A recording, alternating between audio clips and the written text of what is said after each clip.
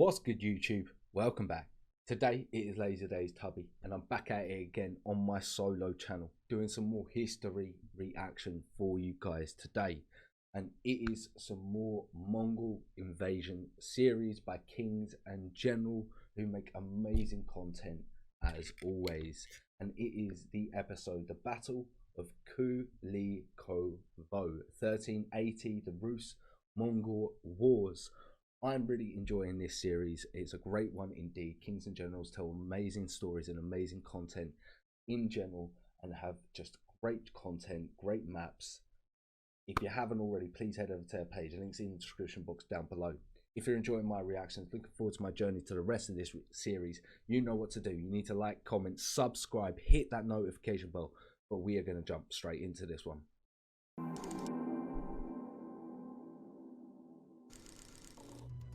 The Mongols' rule over Eastern Europe was harsh, but no other nation has internalized it to the level the Russians have done, as the ostensible Mongol-Tatar yoke entered the collective memory of the Russian people. Okay. Although modern historians present a more nuanced view of the Golden Horde's dominance, the struggle against the Khans was very real and bloody. The Battle of Kulikovo of Any conflict with any Mongol nation was bloody. The Mongols were absolutely ruthless. 1380 between the Rus princes and the Horde's leader, Mamai, emblematized this struggle. After the defeat of Nogai, the consolidating reign of Khan Tokhta led to the Horde's peak under the mighty Özbek Khan. They were made wealthy by the flourishing of overland trade from the Black Sea to China. The Mongols of the Horde remained nomadic and unaffected by the sedentary Rus's culture, a periphery zone for taxation and troops. Instead, the Mongols gradually assimilated with the large nomadic Turkic population that made up the Horde's military, and increasingly adopted Islam during the reign of Özbek. It was the emergence of a Turkic Mongolian people who call themselves to this day Tatars. When the Khan was strong, the Rus were kept weak and divided, the princes and Orthodox Church serving to uphold Mongol rule. Tax collection was initially through Mongol Baskaks, but in time, this responsibility was given to the Rus princes, a means for the princes to gain the Khan's favor and its benefits.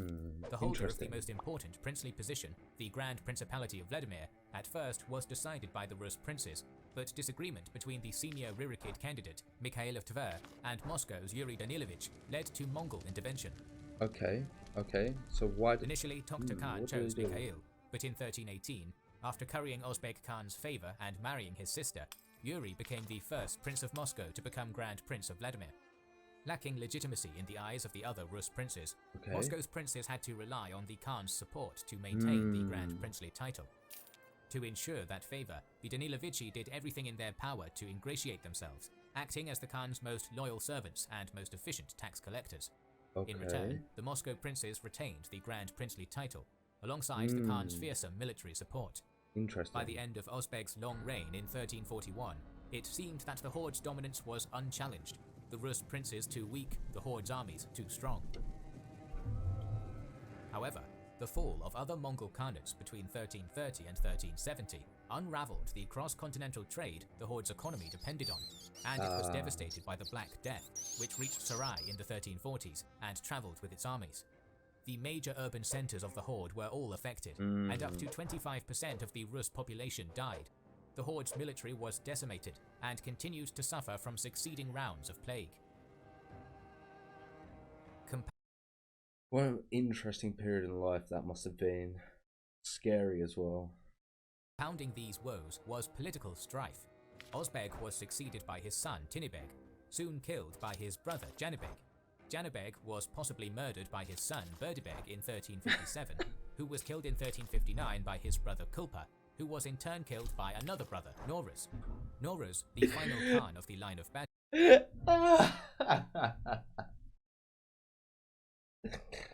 Oh, fuck's sake.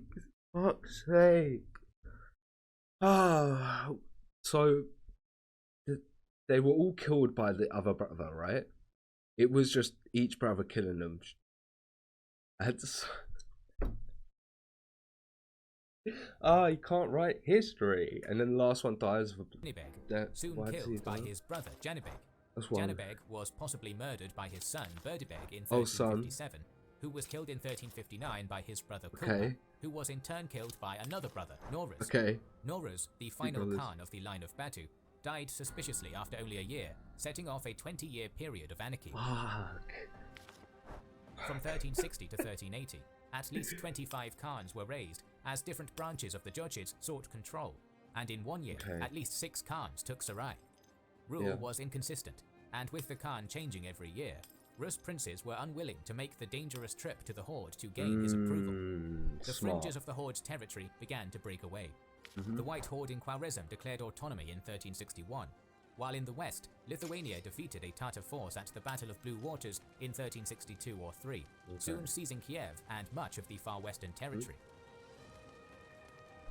In this turmoil, the general Mamai rose as a major power. As Mamai was not a descendant of Genghis Khan, he could not become Khan himself, instead becoming Khan Maker from his base in Crimea. In the 1360s and 70s, Mamai appointed or deposed numerous Khans, conspiring against others when they took Sarai.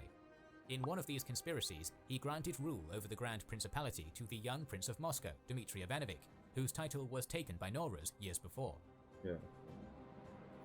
Mamai gained himself an excellent source of revenue in the capable Dmitry. The Rus tribute was of greater importance than ever, with the breakdown in overland trade.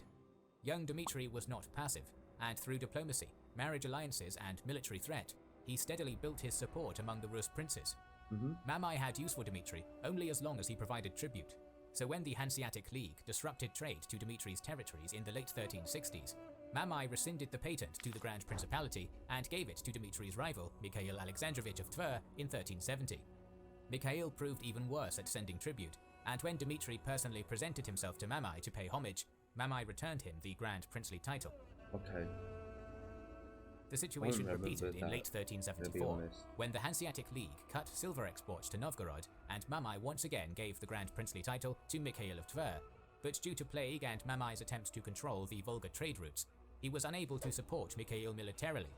Dmitry had built up Moscow's military and alliances, and in Mamai's absence forced Mikhail to surrender.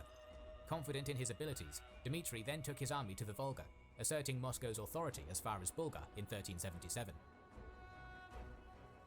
Mamai was not pleased at this development. In the eastern half of the Khanate, a powerful Chinggisid prince named Toktamish, backed by the Central Asian warlord Temur, was rapidly growing in power, taking control of the White Horde and moving on Sarai. With it apparent that Mamai was on a collision course with Toktamish, he needed the resources from Dmitry's tribute. In August 1378, a force in Mamai's service sent to collect tribute was defeated on the Voysha River by Dmitry. Details are scarce, but it was the first time a Rus army defeated the Mongol army in battle, though Dmitry gained little from this victory and neither force was large. Morale though, innit? The same year, Toktamish took Sarai, threatening Mamai's rule. The latter had to confront Toktamish, but he needed revenue to do that, and Dmitry, as chief tax collector of the Rus principalities, was directly undermining that. It was time for Mamai to confront Dmitry himself. Over the next year, Mamai organized an alliance with Grand Duke Yagaiwa of Lithuania and Prince Oleg of Ryazan. In 1380, Mamai ordered Dmitry to deliver a higher amount of tribute than ever. The message was a stalling tactic, as Mamai made preparations to march on Moscow with Yagaiwa and Oleg. Dmitry quickly organized all the military forces of the principalities that he could. Surprisingly, most principalities, except Tver, Novgorod, or those aiding Mamai, answered Dmitry's call for aid. The ascendancy of Moscow over the other cities had begun, but first they had to stand against Mamai.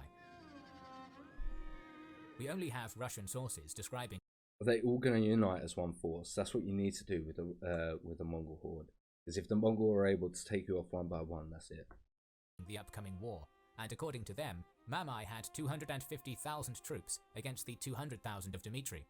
However, modern historians consider this a gross overestimation.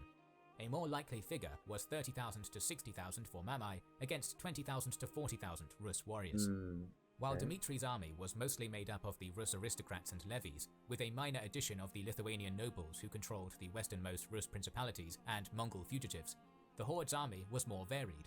The Mongols and the Turkic Tatars still constituted the majority of the troops, but a third force commanded by Mamai was drawn from the Genoese, Armenians, Circassians and Rus levies, which meant that he had a considerable infantry force, a stark difference from the armies of Chinggis, Subutai and Batu.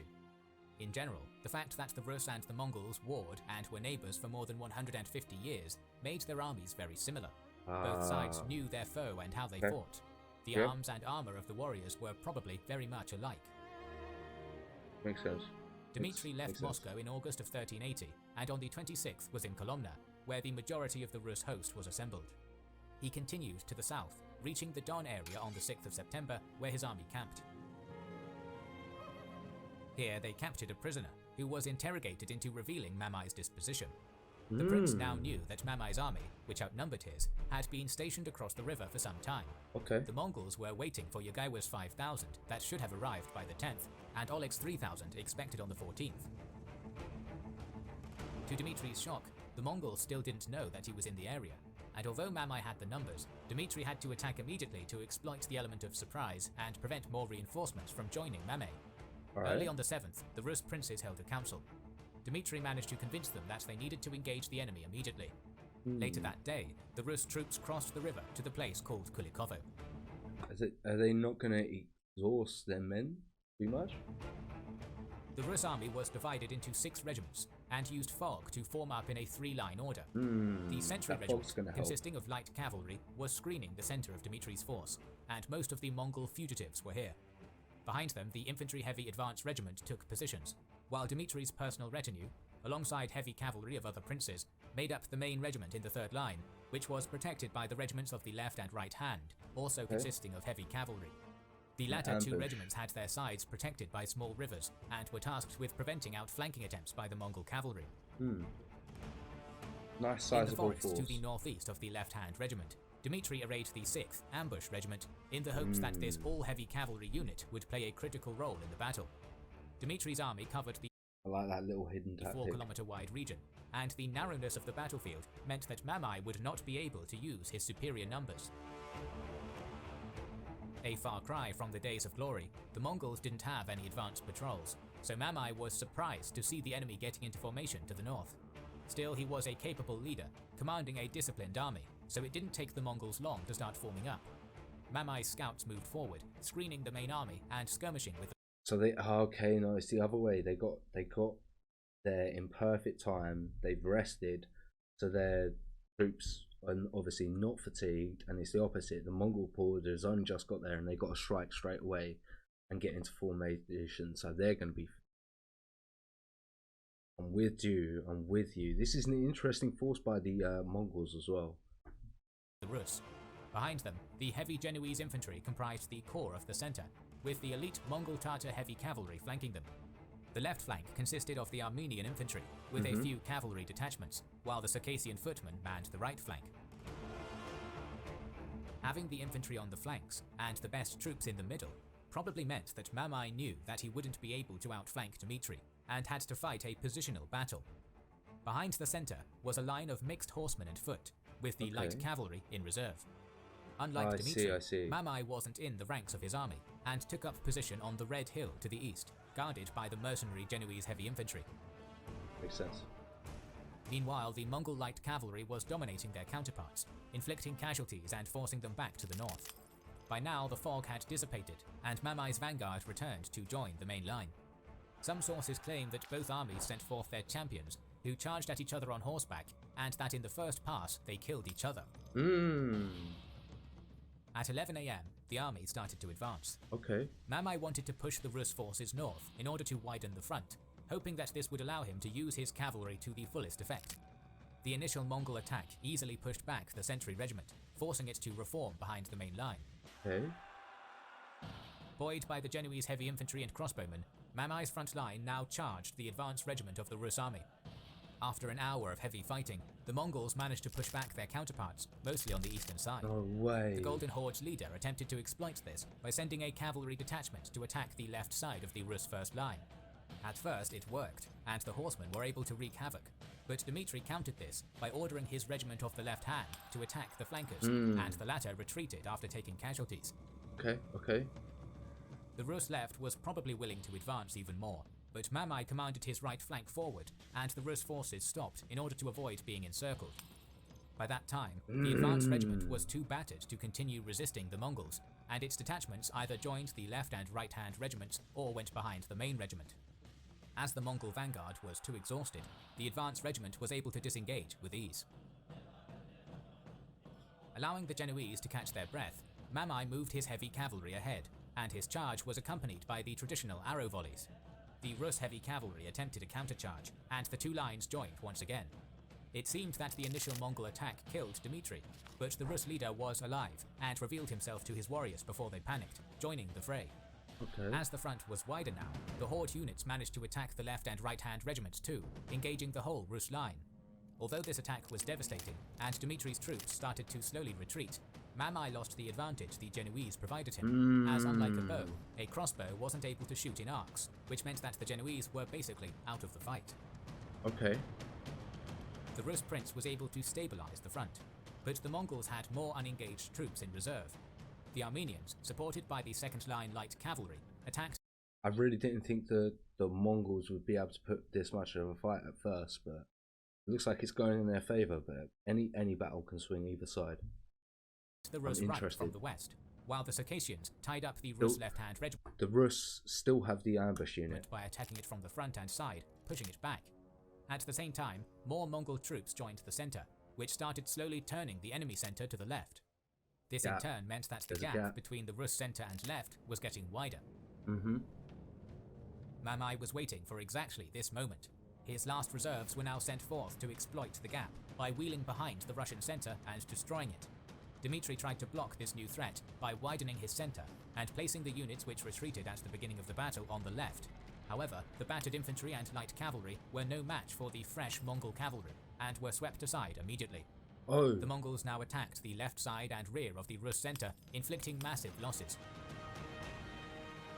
Now that the Mongol army was committed, it was time for Dmitry to play the ace that he patiently kept up his sleeve.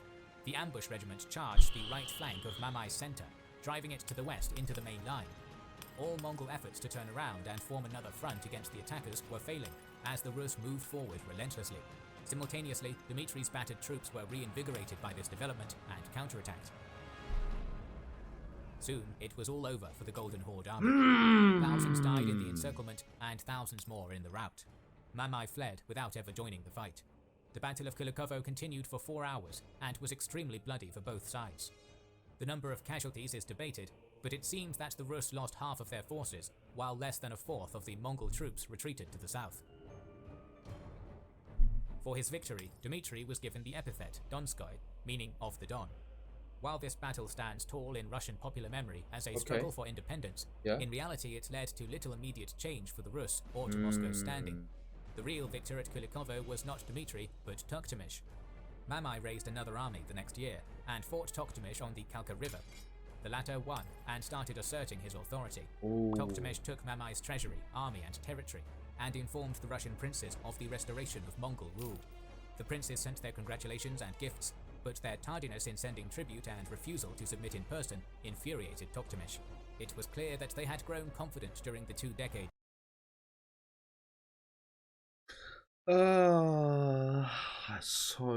so peak for the Rus. of strife and needed to remember their place.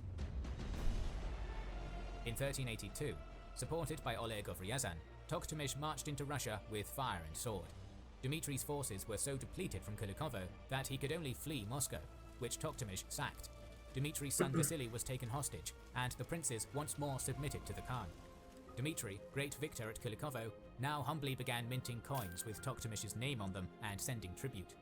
Once more subject to the Khan, Dmitry Donskoy died in 1389, only 39 years old. In a small sign of how things had changed, Dmitry's son Vasily succeeded him as Grand Prince of Vladimir, and none objected. It seemed that the rule of the Golden Horde was firmly re-established, and would continue for generations more, with Moscow as the chief vassal of the Khan. Then came Temur. Our series on Mongol history will continue, so make sure you are subscribed to our channel and have pressed the bell button. Of course, I did miss this episode, but I'm glad I've gone back and watched it. I really enjoyed it, and there's still plenty more for me to come. So if you're enjoying my journey from this, you know what to do. You need to like, comment, subscribe, hit that notification bell, but we will catch you in the next video.